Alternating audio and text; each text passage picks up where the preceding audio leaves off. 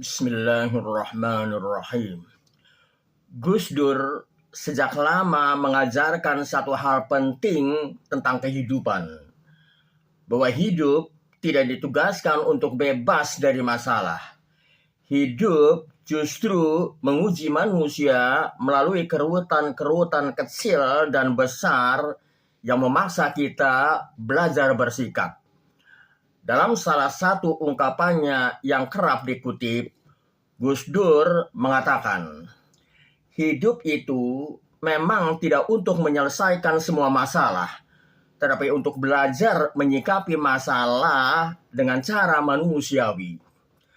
Pernyataan ini menjadi pintu masuk untuk memahami manusia sebagai makhluk bermasalah, bukan karena manusia lemah, melainkan karena ia hidup, berpikir, berharap, dan berelasi dengan sesama. Masalah adalah konsekuensi dari keberanian manusia untuk menjalani hidup.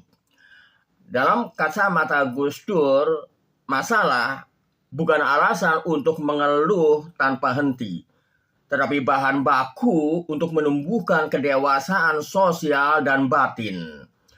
Mengeluh terus-menerus justru membuat manusia kehilangan jarak kritis terhadap persoalan yang ia hadapi.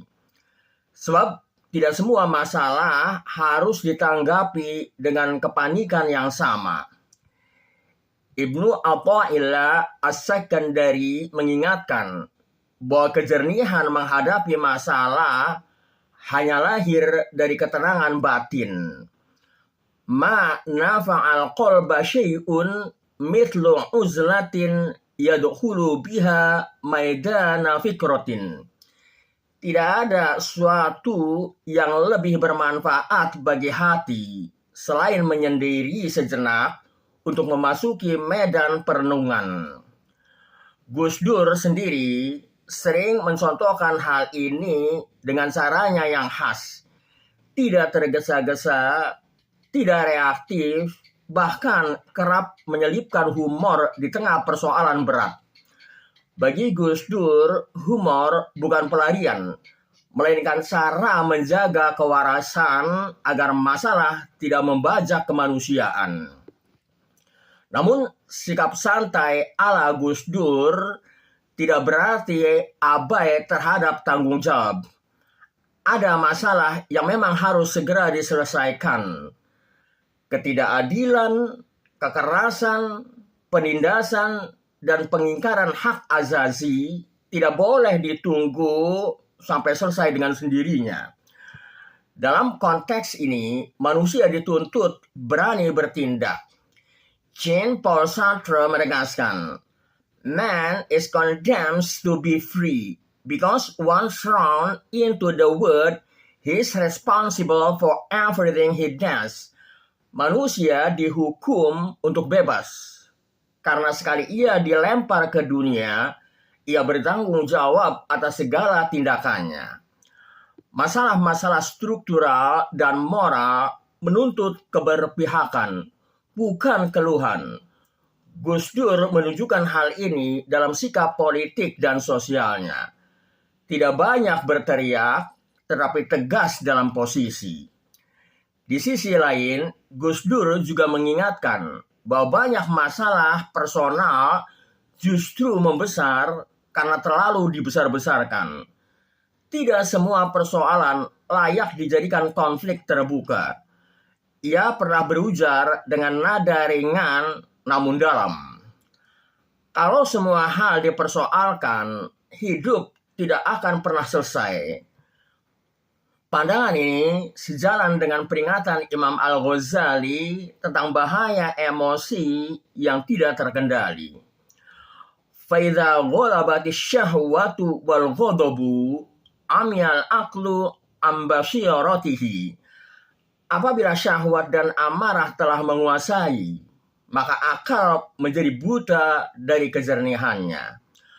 Banyak masalah batin seperti tersinggung, iri, cemburu, luka ego tidak perlu diselesaikan dengan debat atau konfrontasi.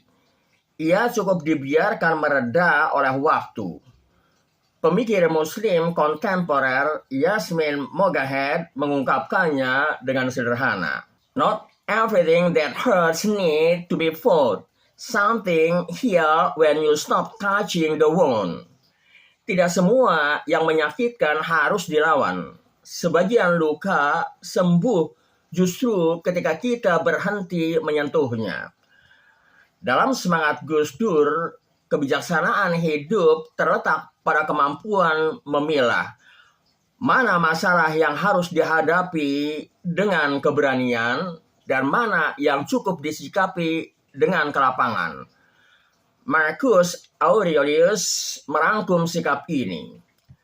You have power over your mind, not outside even.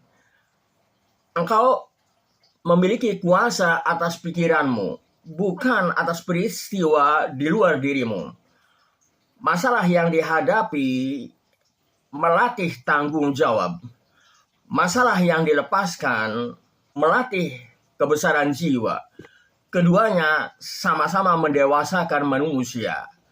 Maka sebagaimana diajarkan Gus Dur, hidup yang matang bukan hidup tanpa masalah, melainkan hidup yang tidak kehilangan kemanusiaan di tengah masalah.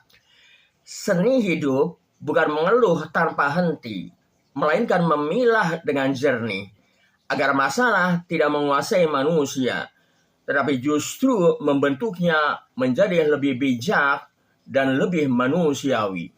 Wallahu a'lam bishawab.